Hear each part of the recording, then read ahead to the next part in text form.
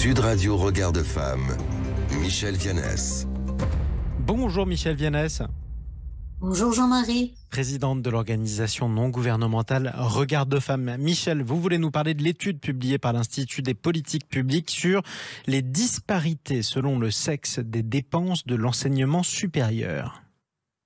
De très nombreuses études mettent bien sûr en lumière l'inégale répartition des étudiantes et étudiants par filière d'études et de disciplines.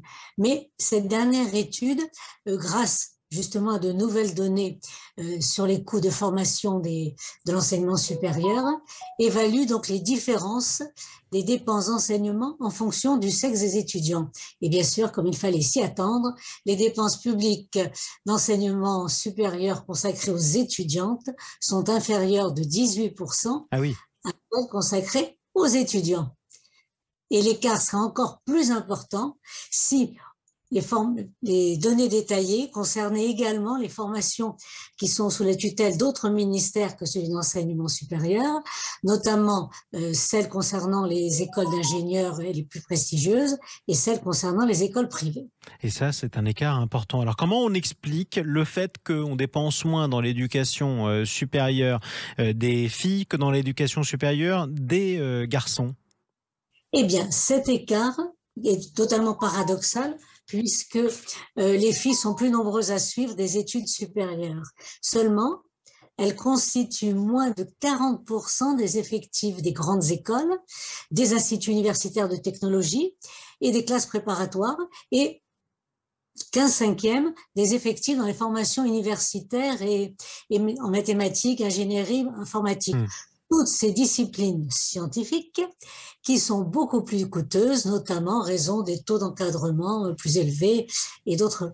Et ce qui est important, c'est que cette étude montre bien que c'est la différence dans les choix d'orientation des filles qui explique ces inégalités en matière de dépenses. Exactement. Donc en gros, les filles s'orientent vers des études pas chères, alors que les garçons s'orientent ou sont orientés vers des études plus chères. Pourquoi ces choix perdurent dans le temps ? Eh bien, c'est toujours l'influence, je dis toujours, j'espère que ça va s'arrêter. C'est encore, je dirais, l'influence exercée par les normes sociales et les stéréotypes sexués qui sont véhiculés par les familles, par l'entourage proche et l'environnement scolaire.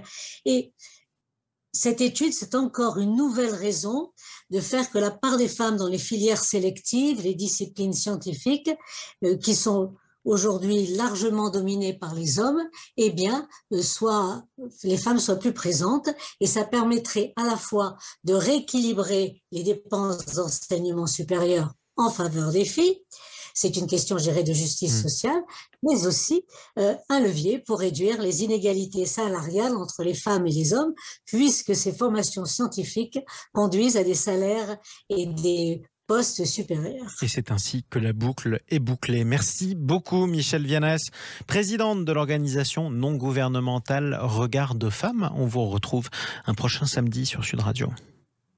Merci à vous et bonne journée.